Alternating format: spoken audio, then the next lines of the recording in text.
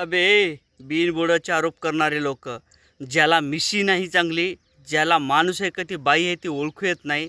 काही लोक उपोषण करतात आणि अक्षरशः त्या उपोषणाची आपण खिल्ली उडवतो. मनोज जरांगे पाटील यांनी जे काही उपोषण केलं, मराठा समाजाला जे काही आरक्षण मिळावं याच्यासाठी जे काही प्रयत्न केला, त्या प्रयत्नाला हसणारे लोक आहेत. मुंबईला गेल्यानंतर काय साध्य झालं? 2 वेळेस तुम्ही मुंबईला गेला, काय मिळालं? आता आंतरवाली सराटीत उन्हात बसून काय मिळालं? असे सुद्धा काही प्रश्न विचारणारे नालायक लोक आहेत. आणि सुपारीबाज लोकसुद्धा आपण बघितलेलं असेल. काही लोकांना तर मिशासुद्धा नाहीत आणि काही लोकांना त्या ठिकाणी मोर्चे काढण्याची सवय लागलेली आहे. एखादा मनोज जरांगे पाटलांनी जर मोर्चा काढला तर त्या ठिकाणी प्रतिमोर्चा काढला जातो. त्या ठिकाणी वडापाव खाऊन त्या ठिकाणी उपोषण केले जाते. आणि म्हणतात काय, काही बिन लोक म्हणजेच काय तर बिनमिशाचे लोक म्हणतात की मनोज जरांगे पाटील हे गोदडी खालून त्या ठिकाणी बदाम काजू खातात आणि उपोषण करतात. अरे मूर्खांना, तुम्हाला दिसलं नाही का? मनोज जरांगे पाटील काल त्या उन्हात बसले होते. जवळपास 43 डिग्री त्या ठिकाणी ऊन होती आणि अक्षरशः पाण्याचा थेंबसुद्धा घेतला नव्हता. त्यानंतर खाण्याचा कणसुद्धा पोटात नव्हता आणि इतकंच नाही तर पायात चप्पलसुद्धा नव्हती. लाज वाटली पाहिजे समाजाच्या विरोधात बोलताना. आणि मनोज जरांगे पाटील तुम्हाला काय मागतात बे? अबे मनोज जरांगे पाटील सरकारला भांडतात. मनोज जरांगे पाटील म्हणतात की मराठा समाजाला आरक्षण मिळालं पाहिजे आणि तुमच्या पदरातलं नाही किंवा तुमच्या ताटातलं नाही, जे हक्काचं आहे, ज्या नोंदी निघाल्या त्या आधारे मनोज जरांगे पाटील आरक्षण मागतात. आणि इतकंच नाही की त्या मराठा समाजावर जे काही लाठीचार्ज झाला होता आंतरवाली सराटीत, त्या लाठीचार्जचे जे काही खोटे गुन्हे असतील ते मागं घेतले पाहिजेत अशी देखील मागणी केलेली आहे. अहो काय मनोज जरांगे पाटील यांचा गुन्हा आहे? त्या ठिकाणी किती लोकांचं बलिदान गेलं, त्या बलिदानाचे 10-10 लाख रुपये सरकार देऊ म्हणलं, ते सुद्धा देत नाही. अहो हे बेकूफ सरकार कोणाला फसवते आणि कोणाला वाचवते हे माहीतच नाही.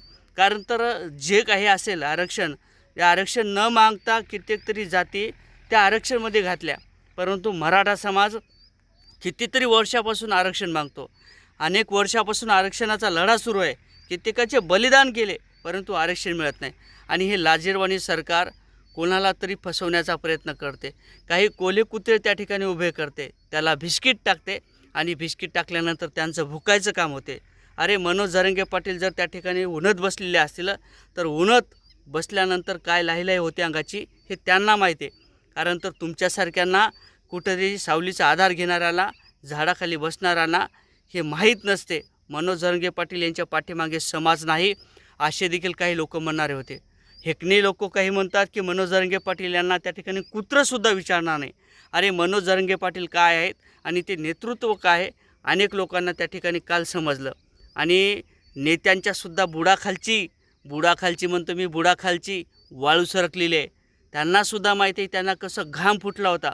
अक्षरशः त्या ठिकाणी विखे पाटील उन्हात बसले होते.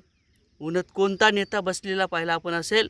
कोणता आमदार, कोणता खासदार बसलेला पाहिलेला असेल? मनोज जरांगे पाटील यांच्या सभेला आणि त्या ठिकाणी उपोषण असलं तर त्या ठिकाणी स्वतःचा खर्च करणारे मराठा समाज आहे. त्या ठिकाणी अनेक मुलं स्वतःच्या पैशांनी त्या ठिकाणी गेलेले होते. एखाद्या मोदीच्या सभेला जरी आणायचं असेल, एखाद्या एकनाथ शिंदे यांच्या जरी सभेला आणायचं असेल, की मुख्यमंत्री फडणवीस यांच्या जरी सभेला आणायचं असेल, तर त्या ठिकाणी दारू, पैसा आणि वाहनाचा खर्च केला जातो. परंतु मनोज जरांगे पाटील यांच्या उपोषण असो किंवा त्या ठिकाणी रास्ता रोको असो किंवा मुंबईचा प्रवास असो, अनेक मराठ्यांनी आपल्या खिशातून पैसे टाकून त्या ठिकाणी आंतरवाली सराटी या ठिकाणी गाठली होती.